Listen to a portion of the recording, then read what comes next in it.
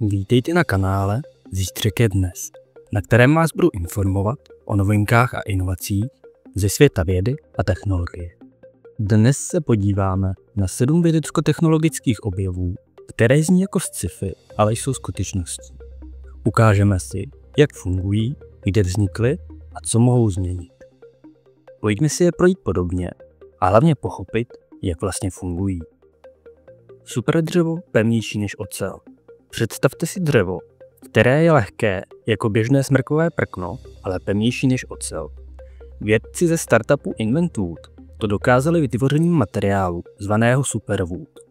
Proces začíná běžným dřevem, které se chemicky ošetří. Pomocí hydroxidu sodného a siřičitanu se odstraní lignin, látka, která dělá dřevo tvrdým, ale zároveň křehkým. Po odstranění zůstane převážně celulóza, základní stavební látka rostlinných vláken. Tato celulózová kostra se následně pod tlakem a teplotou zhutní. Vlákna se zarovnají a vytvoří hustou strukturu, podobnou kompozitním materiálům jako uhlíková vlákna.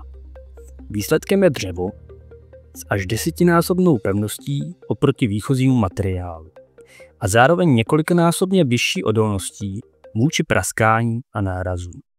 Kromě toho je superdřevo upravené tak, aby bylo ohnivzdorné, odolné vůči vodě a hmyzu. Díky nízké hmotnosti a udržitelné výrobě může v budoucnu nahradit ocel nebo beton v konstrukcích, nábytku i autech. Zahájení komerční výroby se očekává ještě během roku 2025.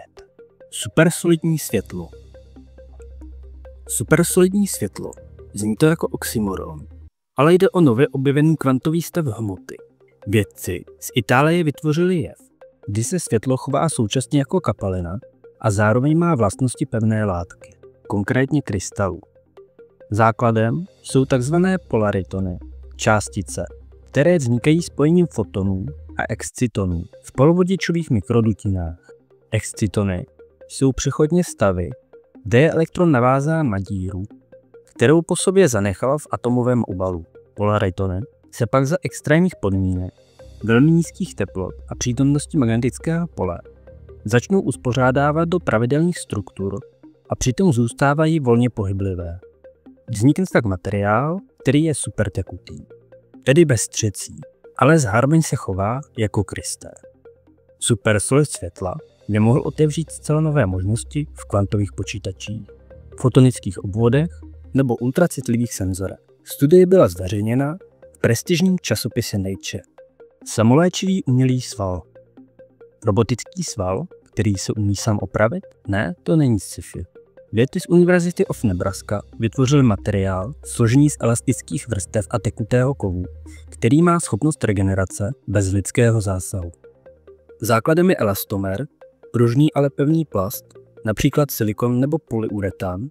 Mezi tyto vrstvy je vložen tekutý kov, konkrétně slitina gallia a india, která zůstává tekutá i při pokojové teplotě.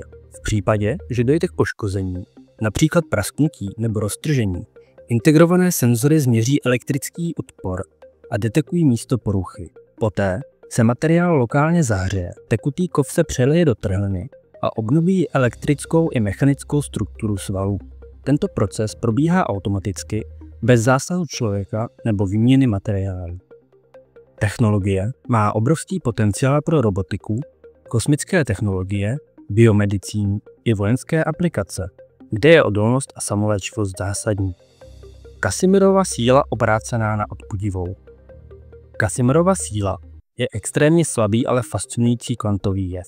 Když ve vákuu přiblížíme dvě vodivé desky velmi blízko k sobě, na vzdálenost několika nanometrů, kvantové fluktace vákua způsobí, že se přitahují. Ale co kdyby se tato síla dala obrátit?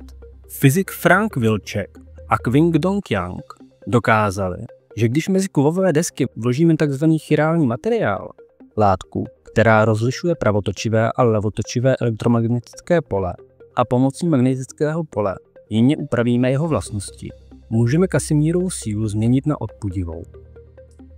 To otevírá možnosti pro vytvoření levitujících systémů bez tření, které mohou být použity v mikrozařízeních, MEMS technologiích nebo kvantových senzorech. Jde o první krok k tomu, jak manipulovat kvantové síly na makroskopické úrovni. Jaderná baterie velikosti mince. Představte si baterii, která se nikdy nemusí nabíjet a vydrží desítky let. Právě takovou vyvinul čínský startup Betavolt. Jde o miniaturní jaderný zdroj energie s výdrží až 50 let. Uvnitř baterie je radioizotop nikl 63, který emituje beta částice, tedy elektrony. Ty procházejí polovodičovým materiálem, například karbidem křemíků, kde vytváří elektronděrové páry. Výsledkem je stabilní elektrický proud, podobně jako ve fotovoltaice, jen s radioaktivním zdrojem místo slunce. Celá jednotka je mikroskopická, hermeticky uzavřená a zcela bezpečná. Žádné ionizující záření neproniká ven. Současná verze poskytuje výkon kolem 100 mikrowatů, což stačí například pro kardiostimulátor, senzor v extrémních podmínkách nebo dlouhodobou vesmírnou sondu. Do budoucna se plánuje použití uhlíku 14, který má poločas rozpadu přes 5000 let, čímž by baterie mohla fungovat až století bez jediného zásahu. Navrácení zraku pomocí kmenových buněk. Japonská nemocnice Osaka University jako první na světě obnovila zrak pacientům pomocí tzv. iPSC indukovaných pluripotentních kmenových buněk, vytvořených přímo z krevních buněk samotného pacienta. Tyto buňky byly v laboratoři přeprogramovány do univerzálního stavu a poté přeměněny na epitelové buňky rohovky. Následně byly aplikovány přímo na poškozený povrch oka. Výhodou je, že se jedná o buňky pacienta, takže nehrozí odmítnutí, jaké známe u klasických transplantací. A výsledek? 34 pacientů získali zpět zrakové funkce. Někteří z nich dokonce znovu rozeznají text nebo tváře. Tento přístup představuje zcela novou éru regenerativní medicíny, kde nebude potřeba dárců ani imunosupresiv. Rozšířená realita v chirurgii. Rozšířená realita už není jen pro hry. V medicíně se používá pro reálné operace. Platforma Surgical AR od firmy Medivis umožňuje chirurgům vidět 3D modely orgánů pacienta přímo během zákroku. Pomocí brýlí HoloLens a umělé inteligence se data z CT nebo MRI skenů převedou na hologram, který se přesně zarovná s tělem pacienta.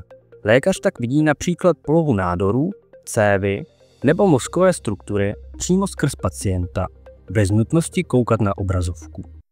Tato technologie zvyšuje přesnost, snižuje stres i náklady a výrazně zkracuje dobu operací. Používá se už v nemocnicích po celých Spojených státech amerických. A je jen otázkou času, než se stane standardem po celém světě. Pro tohle video jsem zvolil poněkud zkrácený scénář. Můžete mi dát do komentářů vědět, zda je pro vás příjemnější takto zkrácený scénář, anebo se vám více líbilo první video. Pokud mě chcete podpořit pro další tvorbu videí, nezapomeňte přihlásit odběr nebo dát pod videem palec nahoru. A ti, kterým se tento typ videí opravdu líbí, mi můžou dole v popisku třeba koupit kávu. Já vám děkuji za sledování a uvidíme se u dalšího videa.